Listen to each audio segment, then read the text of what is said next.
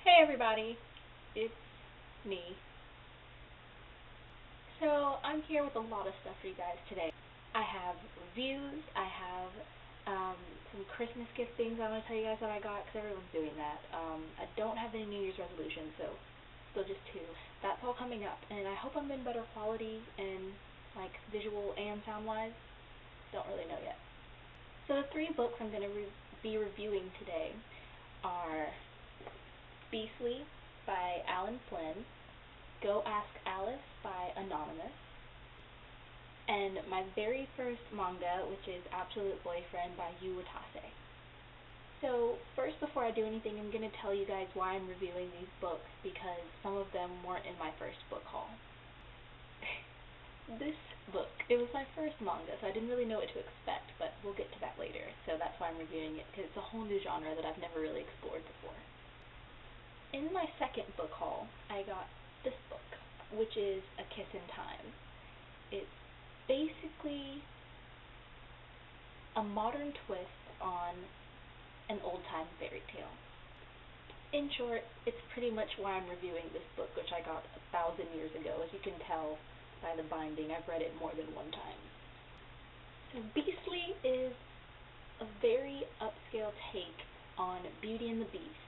It's set in modern day New York, and it's about a boy who is an absolute jerk to everyone in his school. He's the most handsome person there, and there's this goth-looking, very outcasty kind of girl at his school, and he treats her horribly, and she turns out to be a very powerful witch. She sentences him to a life as a hideous monster, and only when he changes on the inside and finds true love and true beauty will he be able to go back to the way that he was physically. So he doesn't really take it seriously, and then he turns into a beast, and this whole book is about his transformation into a better human being while looking like a total monster. What I loved about this book is the fact that it's so modern and so funny that you kind of almost forget that it's a new take on an old story. Alex Flynn tells it in a way that makes it very relatable to young people today, with chat rooms between mermaids and werewolves and frogs from the Prince Frog, Frog and the Princess and the Frog, that one. The writing style is really not basic, but very simple. It's a very easy read. You won't get stuck on much. The characters are, some are well developed and some aren't. The main character is very, very well developed. The Beast, he's very well developed. His tutor is very well developed. Everyone else is either a passing character, so it doesn't really matter if they're well developed or not, or they're just, you don't get a very good three-dimensional sense of them. All in all, it was a very fast read that I actually got to enjoy more than twice. I would say I read it about 3 times, and it's a really good book. It has its downfalls, but it's really good, so that's where I went and picked up A Kiss in Time, which is the modern take on Sleeping Beauty. Now on to what might be a new one on my top 50 favorite books, Go Ask Alice by Anonymous. This book is a diary, actually. It wasn't written as a novel. It was a diary of a young girl who was 15 years old at the beginning of the novel, and then the book ended when she was 16.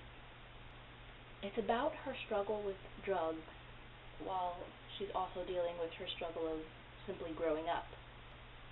There are points in the novel where she feels as if the tiniest thing is really the end of the world. Like, if a boy stands her up on a date, she feels like this is the worst thing that has ever happened to her, and he's the last boy she will ever love. She's quite dramatic, but she's very young, and it shows, it shines through in every single diary entry, and it really made it an interesting read. I highlighted some points in the book where I could remember feeling that way, or I could really relate, or I thought it was just a really good quote. And one of them is, "Some days nothing worth writing happens, and other days I'm too busy, or too bored, or too angry, or too annoyed, or just too me to do anything I don't have to do." I can't tell you how many times I've thought that exact same thought, just not in those words. Being a writer, or even if you just have a journal, some days it's just like, I don't want to. I have no reason to do this. I'm just too me right now. And it doesn't end up making it into your diary. This one is probably my favorite quote of this book. It's at the very tail end of the novel, and it says, "I have this very silly fear that one day I'll be old without ever having really been young." I feel that right now, and I'm 18 years old. She felt it a few years ago, and I think anyone who's not old fears that, and maybe some people who are older already feel like they've lost being young, or they didn't get the chance to be young, and I think that this book speaks to anyone. You follow this girl on a roller coaster of doing drugs and not doing drugs and swearing she'll never do it again, and then the next week some of these diary entries won't even have dates because she can't pull herself together enough to either know the date, or she's writing on paper napkins or a plastic bag, and she just shoves it into her diary wherever the last entry was. She doesn't remember the date, she doesn't remember anything, and she goes from running away from home to running back so many times, back and forth, to where her whole life becomes a blur. And you follow her on that blur, and you can make sense of what's happening to her, and she can't. And I think that's a really powerful quality in this novel.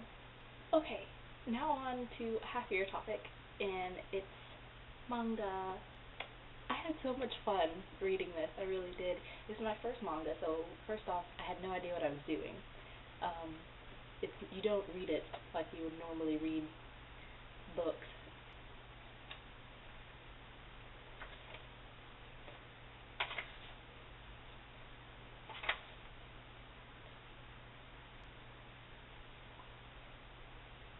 Oh,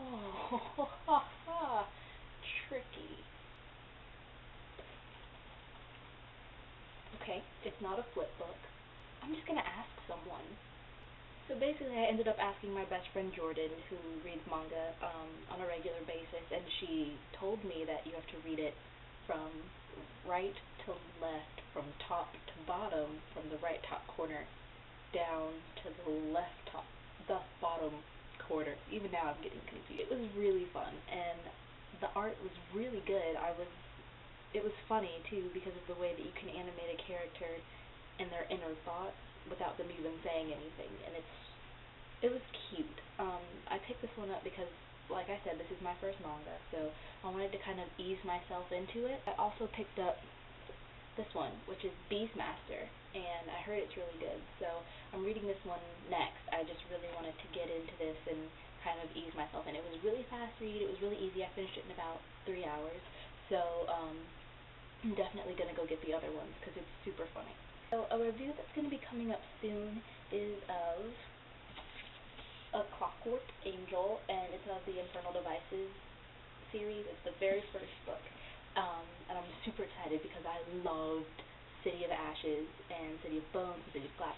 I just love the Mortal Instruments series, so I'm very excited to read it. I'm not going to do any reviewing on the first series because you've either read it or you haven't, and it's 3 books, and I don't have the time to go back and read them so I can give you an accurate review. But if you have read it, then you can watch out for this because I'll definitely let you know how it goes. So now that we've done that, I'm going to do a super, super, super fast review, kind of, or overview of what I got for Christmas. I got a new BlackBerry. I got a lot of money and a lot of gift cards, which is really good for a poor college kid like me. My thumbs are weird. There we go. Also, my favorite gift, I got a trip to London and Paris, spring break, so I'm super excited about that. Hopefully, like I said, this is in better quality, so I'll see you guys next video, and have fun being on break, if you're on break. If you're not, didn't mean to offend.